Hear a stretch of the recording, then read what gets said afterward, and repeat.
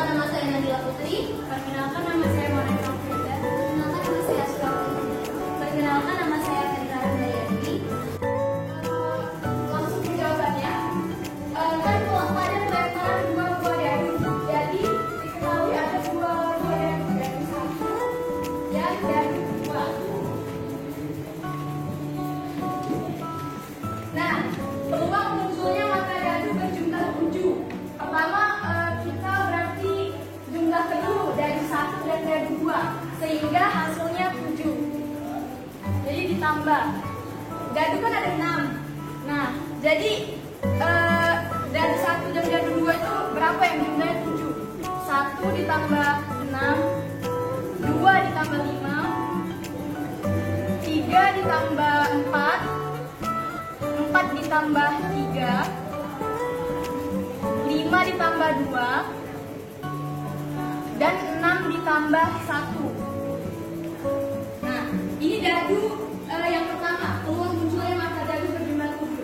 Selanjutnya, peluang munculnya mata dadu yang berjumlah 10.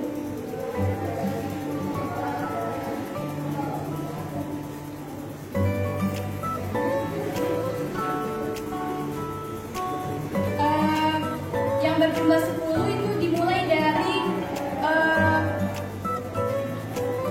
4 ditambah 6 ya, karena dadu kan ada 6. 5 ditambah 5, yang terakhir 6 ditambah 4. Nah, ini kita masukkan dulu rumus peluang, yaitu N per S. Untuk yang pertama dulu, yang pertama kan N-nya 1, 2, 3, 4, 5, 6. S-nya ini ialah jumlah dari dadu 1 dengan dadu 2 ini. Jumlahnya kan jumlahnya kan 36, dadu 1 sama dadu 2. 1,1, 1,2 itu. Jadi 6 per 36. Ini untuk peluang kejadian yang jumlahnya 7, dadu jumlah 7. Yang kedua,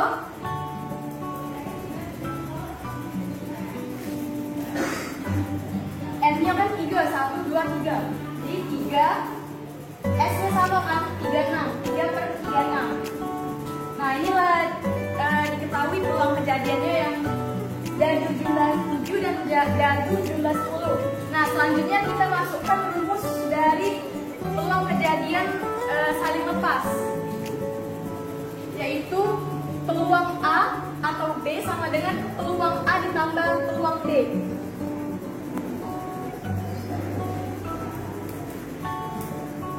Jadinya yang peluang pertama sama peluang kedua ini ditambah, jadi 6 per 36 ditambah 3 per 36. Hasilnya 9 per 36, atau dikecilkan bisa jadi 1 per 4. Jadi hasilnya pada pelemparan dua buah dadu, peluang munculnya mata dadu berjumlah 7 atau 10, hasilnya adalah 1 per 4. Baiklah, sekian yang dapat saya jelaskan untuk peluang kejadian majemuk yang pertama, yaitu peluang kejadian. Baiklah teman-teman, di sini saya akan menjelaskan tentang kejadian tidak saling lepas. Apa perbedaannya kejadian saling lepas dengan kejadian tidak saling lepas?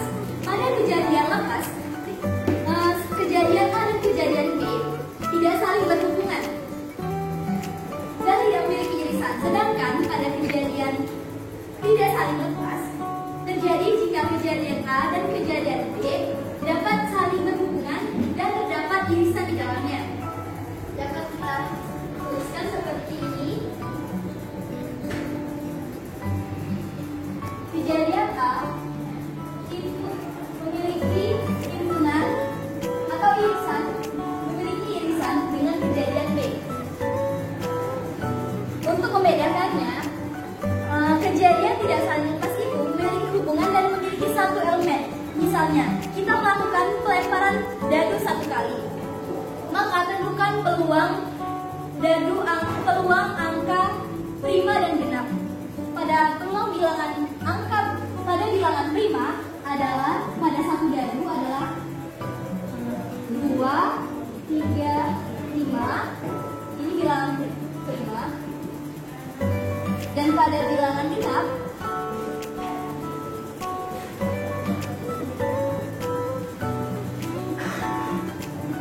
adalah 2, 4, dan 6. Jadi di sini memiliki keterkaitan atau memiliki irisan. Itu yang disebut dengan kejadian tidak saling lepas. Nah, untuk selanjutnya adalah rumus dari kejadian tidak saling lepas, yaitu P peluang dari A atau B sama dengan peluang A ditambah peluang B dikurang peluang A irisan B. Berbeda dengan rumus kejadian saling lepas, terdapat irisan di dalamnya. Baiklah, contohnya adalah kita ambil contoh 2 buah dadu berwarna merah dan biru.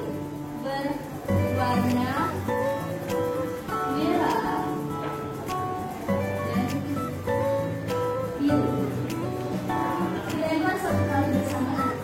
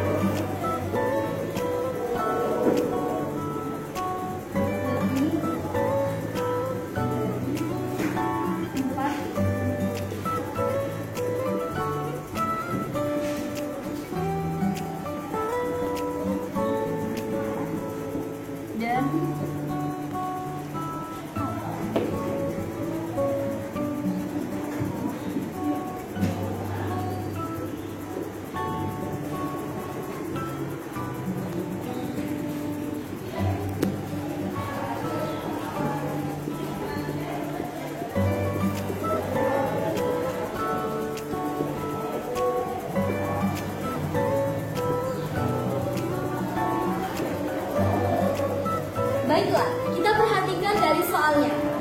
Tentukan peluang munculnya mata dadu lebih dari 4 untuk dadu berwarna merah dan munculnya mata dadu lebih dari 5 untuk dadu berwarna biru.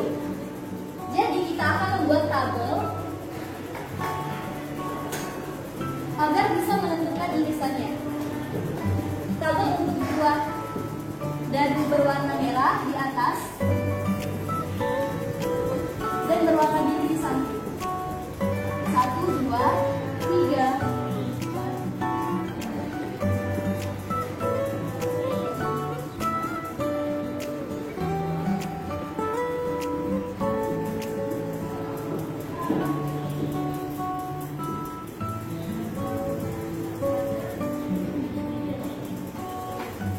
Kali lebih dari 4. Langsung saja dengan cara cepat kita menuliskan bilangan angka dadu yang lebih pada kotak yang lebih dari 4, yaitu 5 dan 6 untuk dadu berwarna merah. Jadi ini adalah 1, 5, 1, 6, 2, 5, 2, 6, 3, 5, 3, 6, 4, 5, 4, 6, 5, 6. Untuk yang kedua adalah munculnya mata dadu lebih dari 5 untuk dadu berwarna biru. Bagian dadu berwarna biru di sini lebih dari 5 adalah dadu yang ke-6 pada di sini. Jadi kita langsung saja 1 dan 6,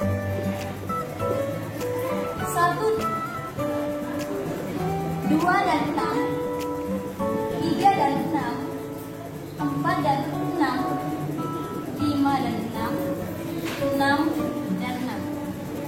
Jadi bisa kita lihat di sini terdapat irisan yang dikatakan tadi pada kejadian tidak saling lepas terdapat irisan, yaitu pada bilangan 5 dan 6, 6 dan 6. Jadi selanjutnya kita masuk ke dalam soal, ke dalam rumus.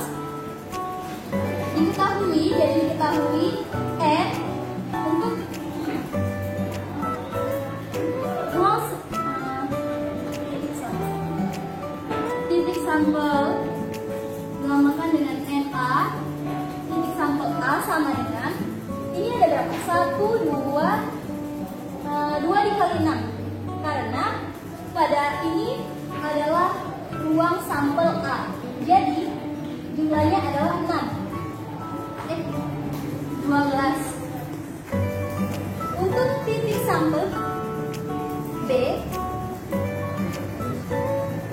pada B, ini B adalah 1, 2, 3, 4, 5, 6, berjumlah 6. Untuk ruang sampel, untuk kedua dadu adalah N.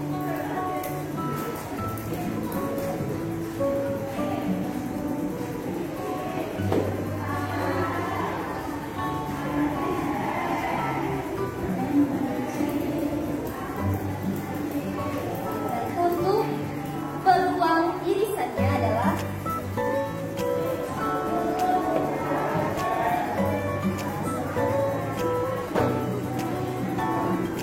kita lihat di sini, irisannya ada 2 angka.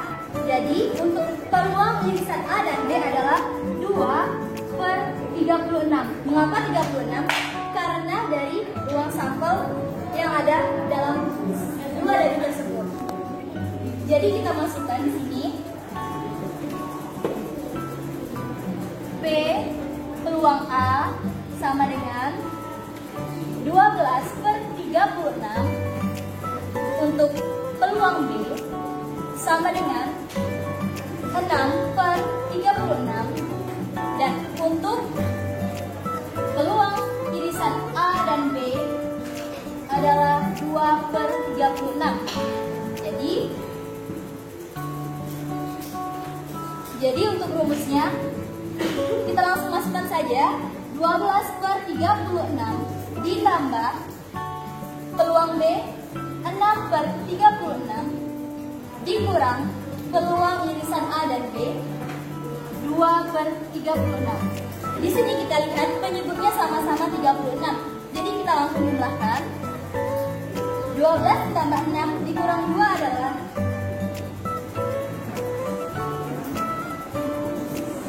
18/36. Sama-sama disederhanakan menjadi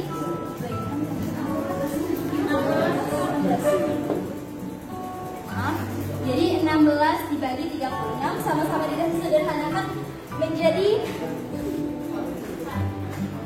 4/9. Jadi untuk hasil dari peluang munculnya mata dadu lebih dari 4 dan untuk dadu berwarna merah atau munculnya mata dadu lebih dari 5, untuk dadu berwarna biru adalah 4/9. Baiklah, selanjutnya adalah kejadian bebas yang akan dijelaskan oleh Azura. Ini adalah peluang kejadian majemuk saling bebas. Jadi dapat dikatakan saling bebas itu jika kejadian A tidak berpengaruh pada kejadian B atau sebaliknya. Jadi kejadian A itu tidak berkaitan dengan kejadian B. Peluang kejadian majemuk saling bebas ini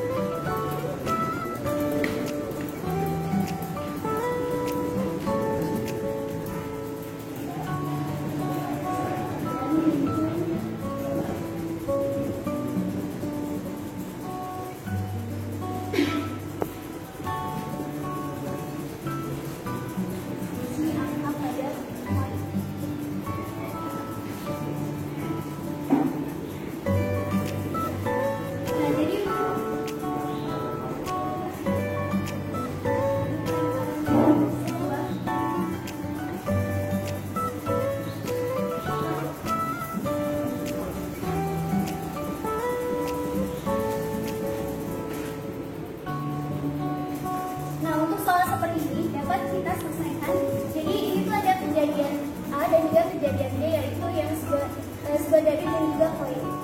Jadi untuk kejadian A, itu kejadian muncul mata dadu.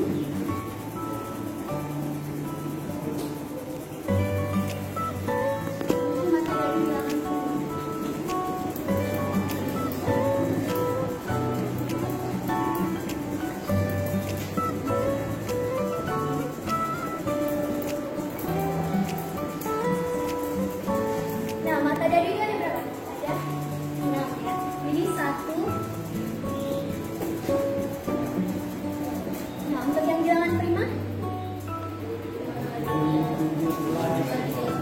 3, 5. Jadi jumlah kejadian A itu ada 3. Nah, itu peluang dari kejadian A. Dari kejadian A itu 3 dari.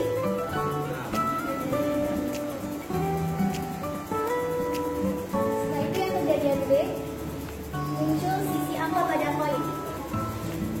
Kejadian B, untuk peluang D.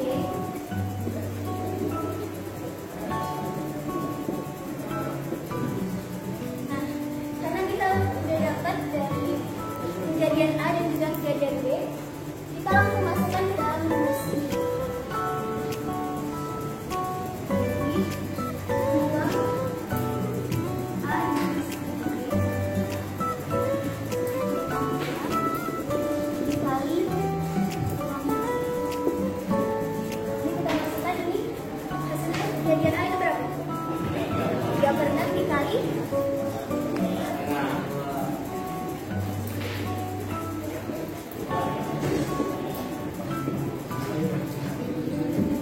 Tiga dikali 1 6 dikali 2. Jadi hasilnya adalah 3/12. Untuk titik 1 dan 2. Jadi itu merupakan hasil dari pelemparan sebuah dadu dan juga koin secara bersamaan yang dari muncul mata dadu bilangan prima dan juga muncul sisi angka pada koin. Selanjutnya peluang kejadian majemuk bersyarat yang akan dijelaskan oleh Najla Putri. Yang terakhir itu adalah peluang kejadian bersyarat, di mana peluang kejadian bersyarat ini adalah keterbalikan dari peluang kejadian bebas. Di peluang kejadian bersyarat ini ada 2 kejadian atau lebih yang sama-sama terkait dan sama-sama mempengaruhi. Oke, misalnya dalam suatu kejadian ada, kalau kejadian majemuk itu kan ada 2 kejadian atau lebih. Berarti ada kejadian A dan kejadian B. Nah, yang dikatakan kejadian ini bersyarat jika kejadian B ini itu ada hubungannya dengan kejadian A. Jika kalau kedua kejadian ini bersyarat, B ini dikatakan bersyarat terhadap A. Dirumuskan seperti ini ya, B atau peluang B bersyarat dengan A. Mungkin untuk lebih pahamnya lagi kita akan ke contoh soal. Contoh soal yang saya beri adalah contoh soal cerita, beda dengan teman saya yang menggunakan dadu atau koin. Ini adalah soal cerita di mana saya buat poin-poinnya saja dari pertanyaan ini. Pada pemilihan ketua OSIS terdapat 15 calon.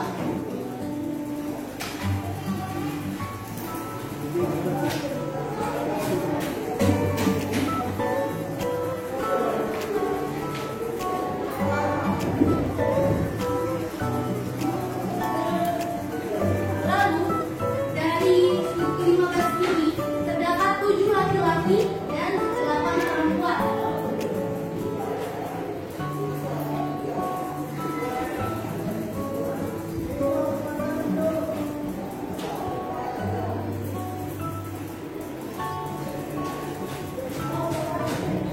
Di antara 7 laki-laki ini, 4 di antaranya masuk peringkat 10 besar di kelas mereka masing-masing.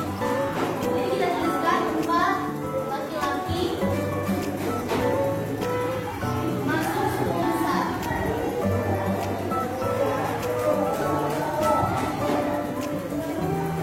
Dari 8 perempuan ini ada 5 orang yang masuk peringkat 10 besar di kelas mereka masing-masing. Jadi kita tulis 5 perempuan masuk 10 besar.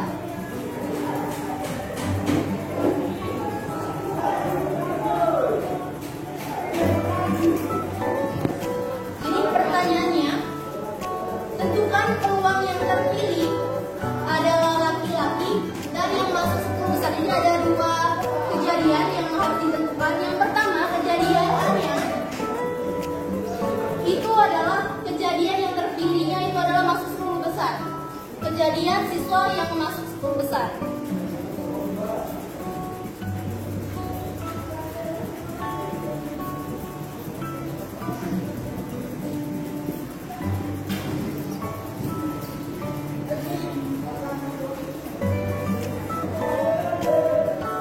Untuk kejadian 2-nya itu adalah jumlah laki-laki yang kemungkinan masuk menjadi calon ketua OSIS. Yang bisa kita simpulkan bahwa kejadian B ini adalah kejadian laki-laki yang terpilih.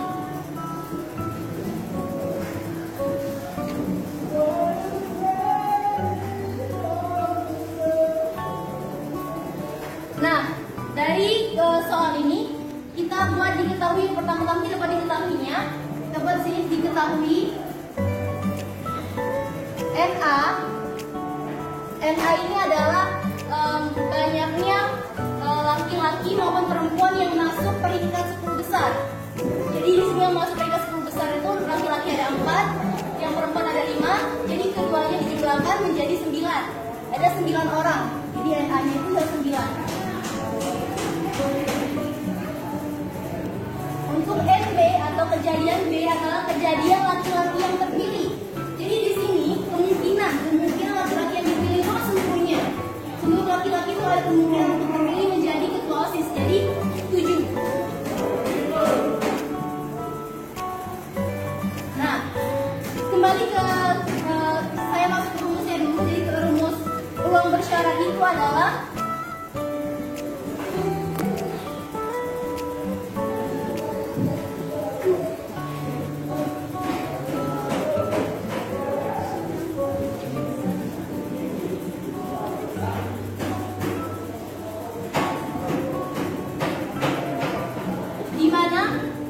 peluang bersyarat B bersyarat A itu peluang A irisan B, peluang A irisan B dibagi dengan peluang A, peluang kejadian A. Jadi yang kita harus cari pertama-tama itu adalah P A irisan B. Nah, rumusnya sama seperti kita mencari peluang di mana titik sampel dibagi dengan ruang sampel.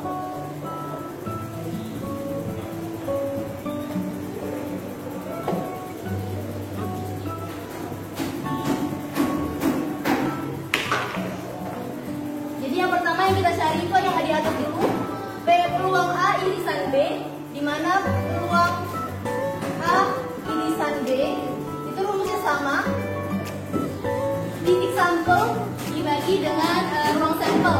Jadi ini artinya anggota B, yang anggota B ini anggota A yang terdapat dalam anggota B. Jadi anggota A itu adalah kejadian yang terpilih masuknya 10 besar, tetapi yang laki-laki. Jadi yang laki-laki di sini yang masuk 10 besar hanya 4 orang. Bisa dipahami? Nah, jadi kita tulis di sini titik sampelnya atau orang laki-laki yang masuk 10 besar itu adalah 4 orang. Ruang sampelnya kita kalau cari lagi, kita ada di sini 15 calon. Berarti ruang sampelnya itu 15. Didapatkan berarti peluang A irisan B-nya itu 4/15. Selanjutnya kita cari peluang A-nya.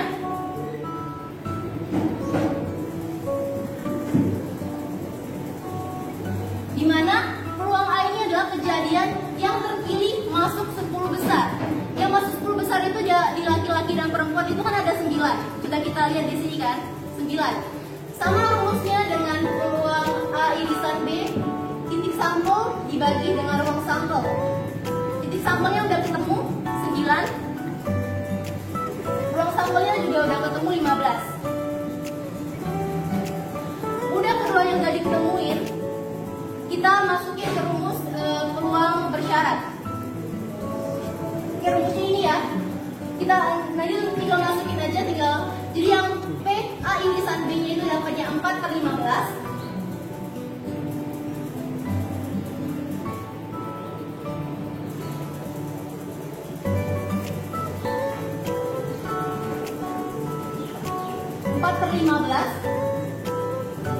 Dibagi peluang A-nya 9/15. Kita udah belajar kalau misalnya pembagian ini bisa kita kali dengan cara membalikkan penyebutnya ke 9. Jadi 4/15 dikali 15/9. Ini tinggal cari-cari aja, 15 bagi 15 habis. Setelah itu hasilnya yang kita dapatkan adalah 4/9. Jadi dalam kejadian ini yang terpilih itu bisa 4/9. Masih ada yang kurang ngerti? Kurang jelas? Untuk kejadian yang sebaliknya, jika kejadian B yang terjadi terlebih dahulu baru kejadian A, maka rumusnya kita tuliskan seperti ini. Peluang A, B berarti A ini bersyarat, A ini terjadi setelah kejadian B itu terjadi. Berarti yang terjadi terlebih dahulu itu adalah kejadian yang B. Sama dengan P A irisan B itu kita ganti menjadi P B irisan A, di mana kejadian B itu yang terjadi pada kejadian A, atau kejadian A yang terjadi pada kejadian B.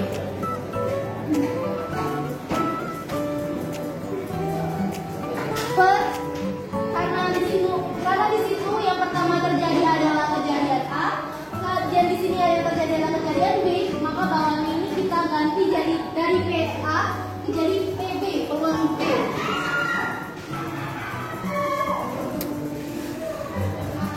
Sama seperti tadi, kita cari dulu titik sampel dan ruang sampelnya. Di sini B irisan A berarti kejadian A itu yang terjadi pada kejadian B. Kejadian tadi kan kejadian yang terpilih masuk 10 besar. Yang B kejadian laki-laki yang terpilih. Jadi bisa kita simpulkan adalah orang yang laki-laki yang terpilih dan dia masuk 10 besar.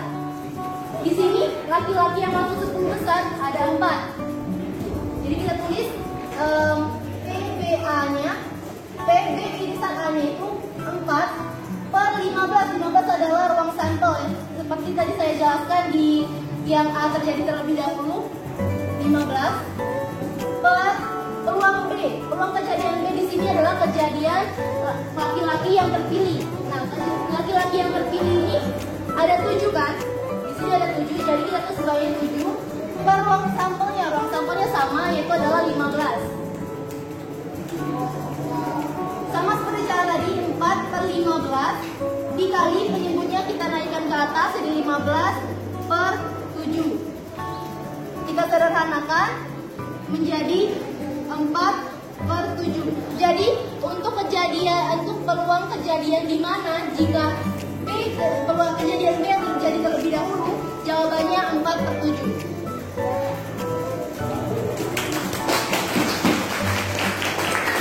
Jadi dapat kami simpulkan dari apa yang kami presentasikan hari ini, kalau peluang kejadian majemuk itu adalah peluang yang kejadiannya itu bisa 2 kali atau lebih dalam satu percobaan atau kejadian.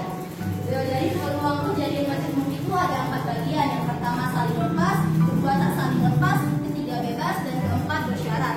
Untuk lepas dan tidak saling lepas itu berhubungan. Kalau lepas dia tidak ada elemen, misalnya kejadian A itu tidak ada elemen di kejadian B, ataupun sebaliknya. Kalau misalnya kejadian tak lepas, dalam kejadian A itu pasti ada satu elemen yang sama dengan kejadian B.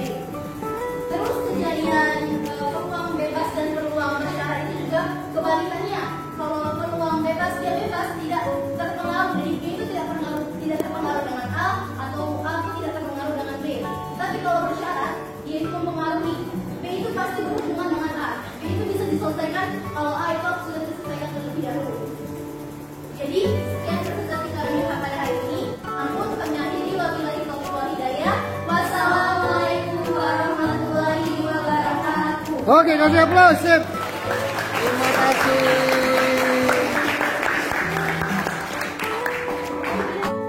Oke, baiklah. Tampilan dari Fadila, Nabila, Maeta, dan Azura. Ini belum Pak katakan super baik, sangat baik. Pak yakin pasti ada kelompok lain yang pasti lebih baik. Bisa lebih baik ya. Jadi Pak katakan, Pak belum langsung pragmatis menilai, tapi untuk sementara sebagai patokan awal Pak menyatakan baik ya. Nah, oke.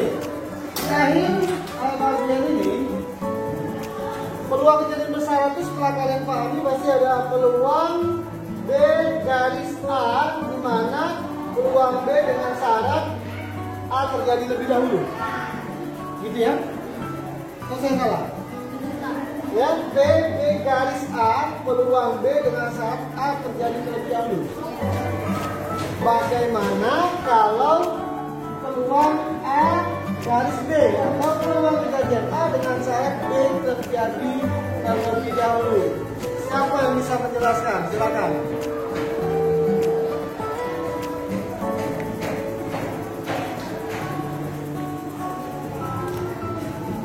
Oke. Yang diberikan contoh oleh Nabila adalah peluang kejadian B dengan syarat A terjadi terlebih dahulu. Dan Pak tawarkan siapa yang mau menentukan di soal itulah kejadian A dengan syarat B terjadi terlebih dahulu, atau kalau ditulis secara simbol atau rumus P A garis B dalam kurung.